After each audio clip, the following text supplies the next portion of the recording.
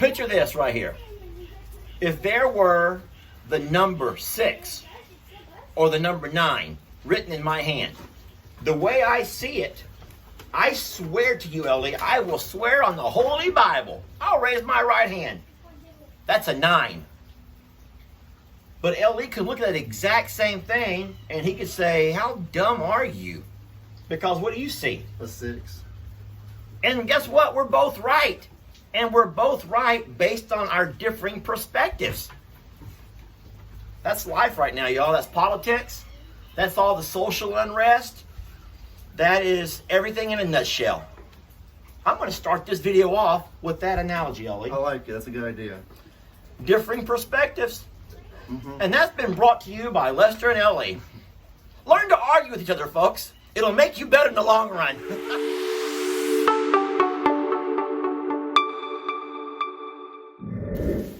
Hey folks, Lester and Ellie, along with Maggie and Trixie here, hanging out on the front porch, side porch, and we are watching Tropical Storm Hannah.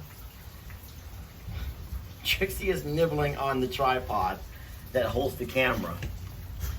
Ellie and I are sitting here having some discussions just about life and farm life in general. But, something that me and Ellie have always done, and I've always enjoyed doing this with him, and I think it's especially important in this day and age that we live in. I've always debated with Ellie. We used to play this game where I would come at him, and whatever position he was taking, usually it was sports related. You know, who's the best, LeBron or Michael Jordan. Or Jordan. That's one of the big ones. And no matter who he would choose, I always loved to play the other side. I always loved to create an argument with them. When we were playing a game, be it basketball here in the yard or something, volleyball in the pool, I would always try to find ways to anger him and bring out his emotions. And I know he hated it at the time because, he would just get so frustrated because it doesn't matter, the stance he was taking, the argument he had. I mean, I always just loved to bring out his emotions. And I was hoping that through all of that, it would teach him a very valuable life lesson, one that was taught to me when I was his age. Because when we become emotional, we become weak. We really do. When you become emotional and you're quick to anger, you're quick to fight, you don't really think sometimes about what you're saying. You don't think about what you're doing. And so I just think it's important in this day and age where there are so many opinions being thrown out there on social media. Everybody wants to be heard, and they're saying things or doing things just without thinking about it. I love the fact that Ellie can sit here while we have our discussions, and now he is not fast. He is not fast to just start blurting out things. He likes to take his time and make sure that whatever he says is very well thought out. He was very good at getting under my skin whenever I was younger. I can do that. I used to be furious at him for doing it, but now I realize that it's made me a lot more resilient and a lot less irrational whenever our emotions start to bottle up. So I do appreciate him for that, for sure. No, it's and it was never my intention to get under his skin. Parents can do that. Parents can sometimes ride you to get under your skin. But no, it was strategically. It was strategically placed and planned. I would sometimes come at him like I was a reporter. And while we'd be playing a basketball game or a football game in the yard, I would just stop the game immediately. And I would be like a reporter. And I would just say, how do you feel about that touchdown that just got scored against you? And he would get so mad because we're playing a game, but I would make him think about what he was going to say before he said it.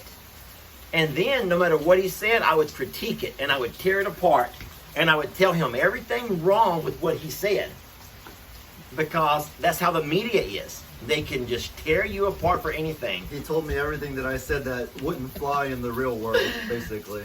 But isn't it funny now? This is what I was laughing about just now. Isn't it funny that I'm building some videos and I'm having to edit and cut a lot of stuff out because the roles were not reversed.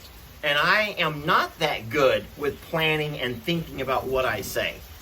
So I was telling Ellie that, this whole social media thing, how blessed we are to be a part of so many people's lives, and how neat it is to have the folks who love the animals as much as we do and follow the page. But what's hard about that is the fact that it's hard to, is the word appease everybody? Is that the right word? It's hard to appease everybody, because I'm also sometimes the real me, the natural me, is not one who thinks about what I'm going to say before I say it. And even though he's been raised to do that, I haven't. I tried to raise him that way. And in today's world, you hear that frog? We're getting some rain, folks, and I don't mean to jump off the subject, but we're getting some much needed rain. And it's just a blessing. And now that it's raining, I'm hearing frogs, those little green tree frogs, are starting to holler and yell at each other. And what's up, Barry? Hey, Sally? Whatever frogs are doing. What? Where'd you come up with those? I don't know. See, that's my problem. Things just come out of my mouth, and I don't think about what I'm saying hardly ever until it's too late. But Barry and Sally, I love it. I know that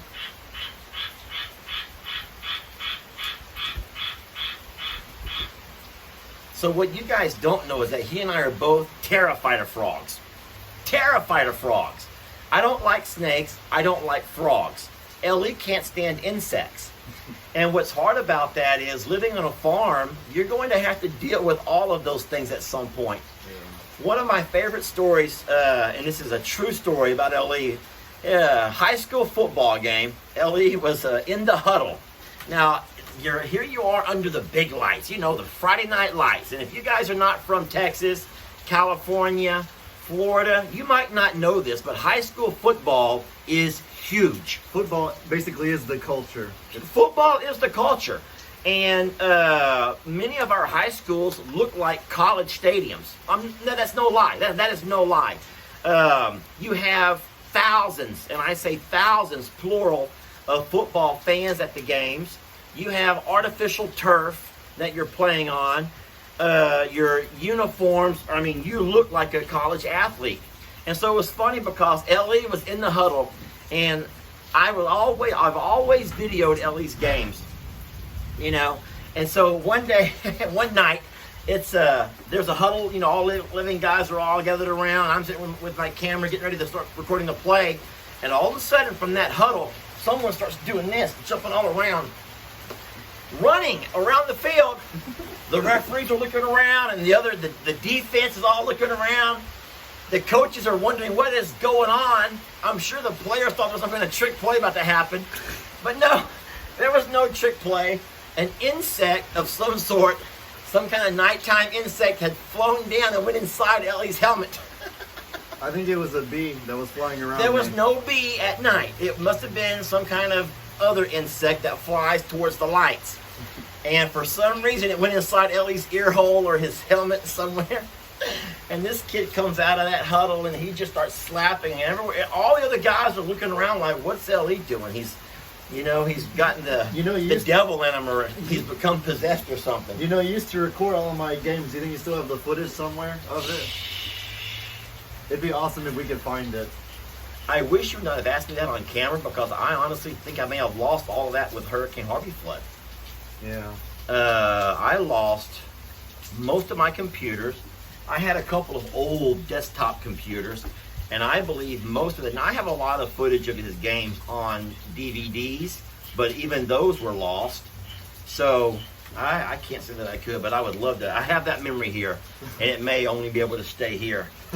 But so we're just sitting here wanting to say hi. We are sitting on the porch talking about just life in general, politics. A lot of stuff going on in politics that he and I can talk about, and I love his stance.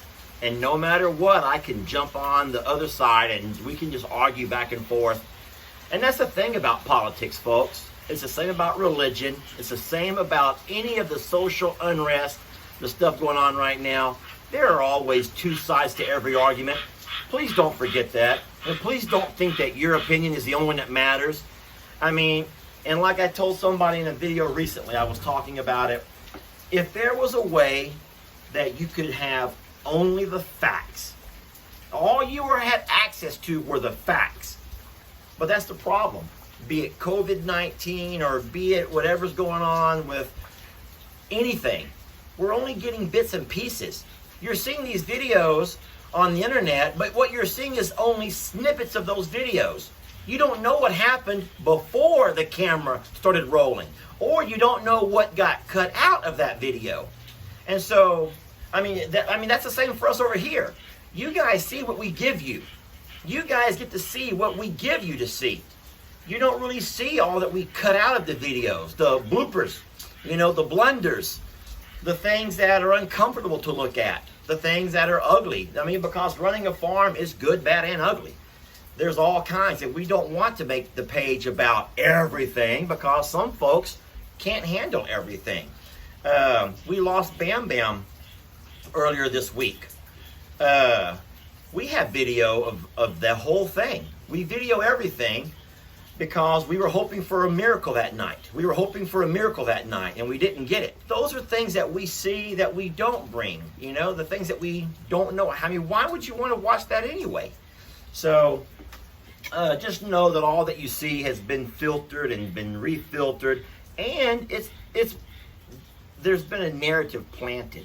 There's always someone has an agenda. And that's the problem right now, is there's always an agenda, a narrative that somebody wants to persuade you to join their side one way or the other. So also, I think in society and in life in general, it's important to at least acknowledge that everybody has a different perspective. You always told me growing up about if there was a... Hey, boys. If there goes little kids playing in the rain. Yeah. If there was a 6 and a 9 on the ground and people were on opposite sides of it, somebody would see it as a 6 on this side, and on that side, somebody else would see it as a 9. Think about that for a minute. It doesn't mean either of them are wrong. It just means they're seeing it from a different perspective. Picture this right here. If there were the number 6 or the number 9 written in my hand, the way I see it, I swear to you, Ellie, I will swear on the Holy Bible. I'll raise my right hand. That's a 9. But Ellie could look at that exact same thing and he could say, how dumb are you? Because what do you see? A 6. And guess what? We're both right. And we're both right based on our differing perspectives. That's life right now, y'all. That's politics. That's all the social unrest. That is everything in a nutshell. I'm going to start this video off with that analogy, Ellie. I like it. That's a good idea. Differing perspectives. And that's been brought to you by Lester and Ellie. Learn to argue with each other, folks. It'll make you better in the long run. I love you, son. I love you too, Dad. Your boy Ellie out.